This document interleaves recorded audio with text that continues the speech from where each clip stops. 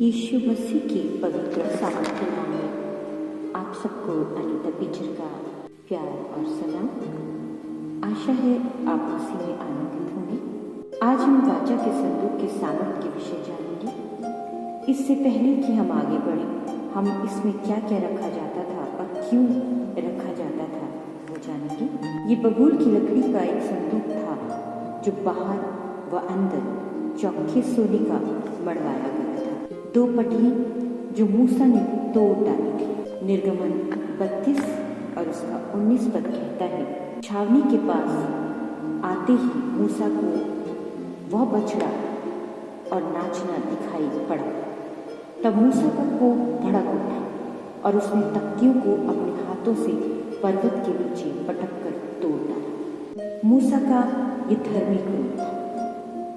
ये टूटी पटियां प्रतीक थी यीशु मसीह के क्रूस पर टूटे जाने के शरीर का, जो हमारे पापों के लिए घायल।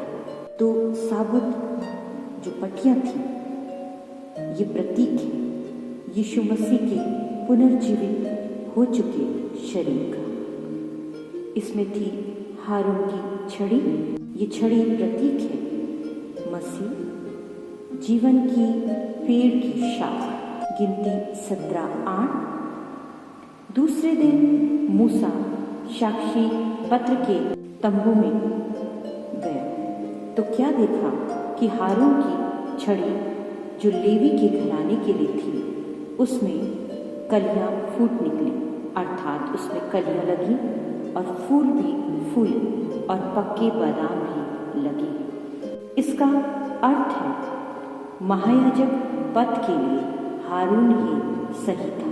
अगुओं के चयन के लिए आज भी आश्चर्यकर होना बहुत जरूरी है। नई वाचा के तहत धर्मी अगुए जो फिर विश्वास योग्यता के साथ परमेश्वर का वचन सुनाते हैं, उनको पहचान मिलनी चाहिए और उनका आज्ञा पालन किया जाए। जो नहीं करते वे लज्जित हैं। प्रभु के सेवकों को भी प्रभु की इच्छा को पूरा करने में सावधानी बरतनी पड़ेगी। यदि खुदा ने मूसा की एक गलती से उसे कनान नहीं पहुंचाया तो दास दासी जो काफी भ्रष्ट हो चुके हैं वो स्वर्ग कैसे पहुंचेंगे। इसमें एक मर्तबान में रखा जाता था मन्ना, जिसका अर्थ है यह क्या है। हिब्रू भाषा में मन्ना एक छोटी गोल पपड़ी जैसी होती थी जो पाले के समान स्वेद, इनका स्वाद शहद के समान होता था। वे उसे चक्की में पीसकर या बर्तन में उबालकर इसकी रोटी बनाते थे। 40 वर्षों तक प्रतिदिन निरंतर ये मिलता रहा। जिस दिन वे उस देश कनान पहुंचे और अपनी उपज में से खाने लगे, सवेरे को ही ये मन्ना गिरना बंद हो गया। निर्गमन 16 उसका 32।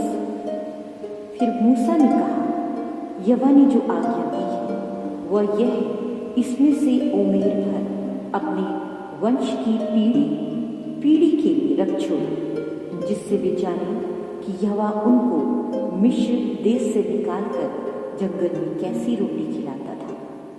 मन्ना एक प्रकार से यीशु मसीह की पूर्व सूचक है, जो सच्ची स्वर्ग की रोटी के रूप में अनंत जीवन देता है। यीशु ने कहा, यूहन्ना 6:32 और 33, मैं तुमसे सच सच कहता हूँ कि मूसा ने तुम्हें वह रोटी स्वर्ग से न दी, परंतु मेरा पिता तुम्हें सच्ची रोटी स्वर्ग से देता है। क्योंकि परमेश्वर की रोटी वही है जो स्वर्ग से उतरकर जगत को जीवन देती है। आपको जानकर आश्चर्य होगा, ये वाचा का संदूक हवा में उड़ता और इस्राएलियों के लिए जगह तैयार करता था। जैसे यीशु बादलों में उठाया गया और हमारे लिए जगह तैयार गिनती 10:33 से 36 तक। फिर इज़राइलियों ने यहोवा के पर्वत से प्रस्थान करके 3 दिन की यात्रा की और उन तीनों के मार्ग यहोवा की वाचा का संदूक उनके लिए विश्राम का स्थान ढूंढता हुआ उनके आगे आगे चलता रहा। और जब वे छावनी के स्थान से प्रस्थान करते थे तब दिन भर यहोवा का बादल उनके ऊपर छाया करता था। और जब जब संदूक का प्रस्थान होता था तब तब मूसा कहा करता था, हे यहोवा उठ और तेरे शत्रु तितर-बितर हो जाए, तेरे बैरी तेरे सामने से भाग जाए। 36 पद। और जब जब वह ठहर जाता था तब तब मूसा कहा करता था, हे यहोवा हजारों हजार इज़राइलियों में लौट कर आ जा। ये रास्ते की तमाम बाधाओं को पहले दूर करता था।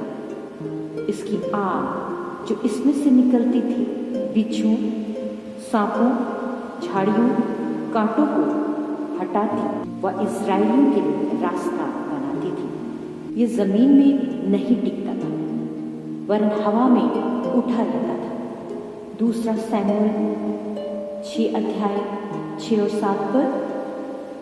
जब वे नाकोन के खलियान तक आए तब उज्जा ने अपना हाथ परमेश्वर के संदूक की ओर बढ़ाकर उसे थाम लिया, क्योंकि बैलों ने ठोकर खाई। तब यहोवा का क्रोध उज्जा पर भड़क उठा और परमेश्वर ने उसके दोष के कारण उसको वहां ऐसा मारा कि वह परमेश्वर के संदूक के पास मर गया। क्यों? वह तो संदूक गिरने से बचा रहा था। कारण उसे मालूम था ये भूमि में नहीं गिर सकता, क्योंकि ये जमीन में टिक कर नहीं रहता। वो यहोवा को कम महिमा दे रहा था, इसीलिए वहां मर गया। लेवी व्यवस्था 10:1 और 2 पर।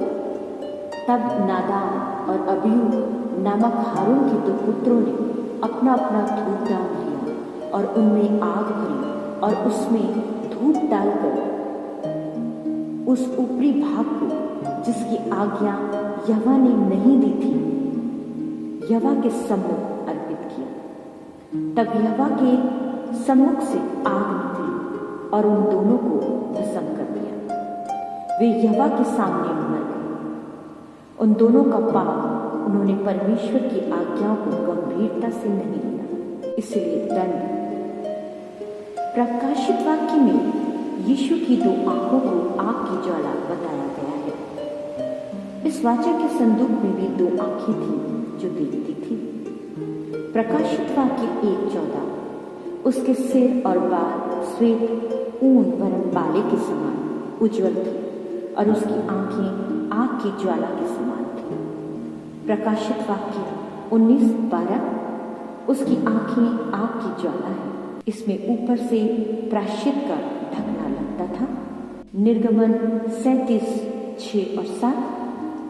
फिर उसने चौखे सोने के प्रायश्चित वाले ढकने को बनाया और उसने सोना गढ़कर 2 करूब प्रायश्चित के ढकने के दोनों सिरों पर बनाए।